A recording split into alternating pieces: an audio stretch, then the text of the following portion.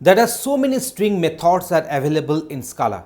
In our Scala string methods part number 1, we will be discussing some of the string methods which we use on our very regular basis while developing applications in Scala, and that will be another part 2 will be coming in the next video. So now concentrate on this part 1. So in this video, we are going to discuss list of string methods in Scala with some examples. So the first method we are going to discuss is char caret int index. So this method returns the character at the index we pass to it. That means in case of university, if I want to pick up the character at the place number 1, then n will be picked up here. So you can see the output here. So caret university caret 1, I'm getting n here. So obviously if I change the caret value, if I make this one say 3, then I shall be getting here B as the output, because the first character is at the place number 0. So if you go for this int compared to object O, this Scala string method compares a string with another object.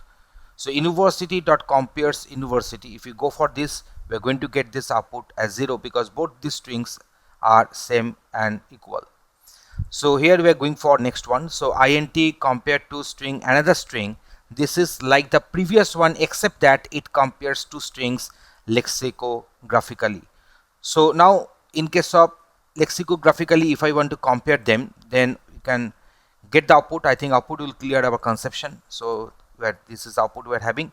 So for this, as those strings are not equal, here we are having one blank space at the end. I'm getting here -1, and here you see these two strings are exactly same, so I'm getting here 0. And here u is in the capital letter and this u is in the small letter. So as a result of that, this u will have the ASCII code 32 higher, but this u will have the ASCII code 32 lower. So in that case, the -32 will be the result here. So next one, we are going for this compared to ignore case. So compared to ignore case, so it will return integer, it takes one string.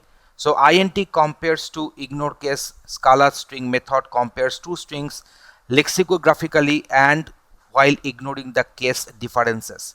So let me go for this execution.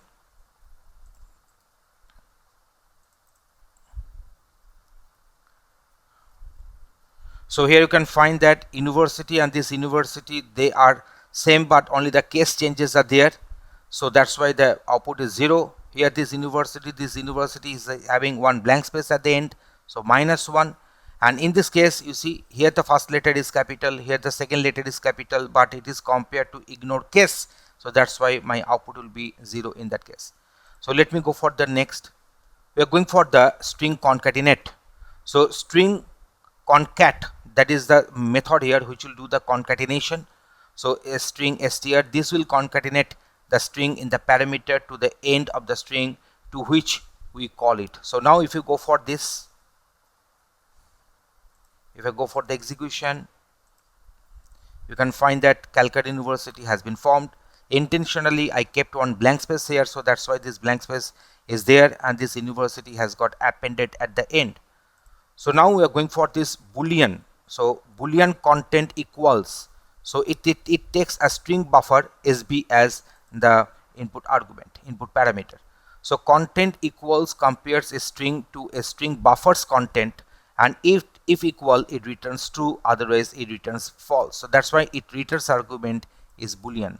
So let me go for its execution.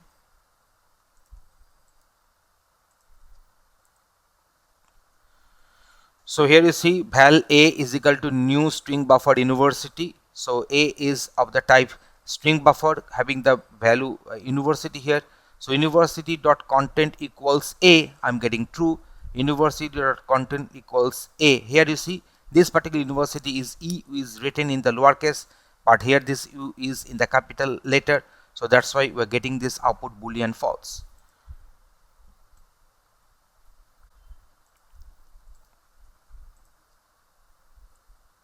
So now here you see Boolean ends with string suffix. This Scala string method returns true if the string ends with a suffix specified, otherwise it will return false. If I say that university ends with y, I'm expecting that it will return true, but if I say university ends with ab, then I must be getting false here. So here you can see that university dot ends with y, I'm getting true here. university dot ends with AB, I'm getting false here, and that is the purpose of this ends with. So next we are going for this equals. So Boolean equals object and object. This Scala string method returns true if the string and the object are equal, otherwise false. So here you see, here we have defined one array.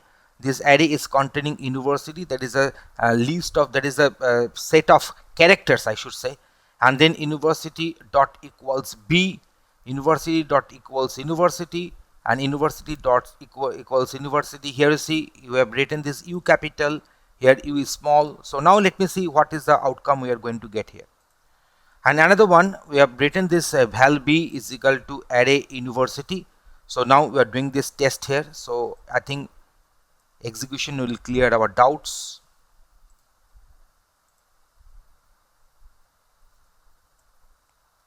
Okay, so here we are having this university set of characters. There is a B is a character array. So university dot equals B, I'm getting here false. University dot equals university, I'm getting false because it is written in capital letter, it is in lowercase. But when the both cases are same throughout all the characters, then the output will be true because it returns equal, returns Boolean. So next we are having this val B is equal to array university. So here we are having this respective, and this is a string array. Here it is a string array. Previously it was a character array. You see, this is a character array because all these characters were enclosed within single quotes, but here it is a string array, it has got enclosed within double quotes. So university dot equals B, so it is Boolean false. University dot equals 7, Boolean false. 7 equals 7, it is Boolean false here.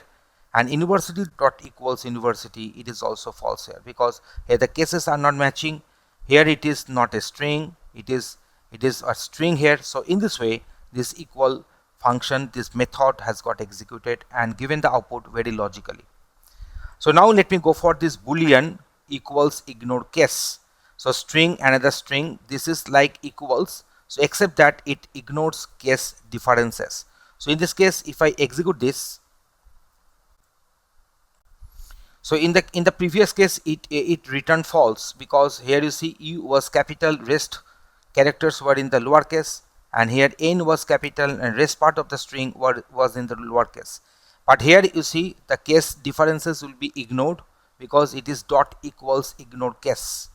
So next one we are going for this bytes, byte get bytes. So get bytes Scala string method encodes a string into sequence of bytes and stores it into a new byte array. It uses the platform's default character set for this. So university dot get bytes. So now let me execute this.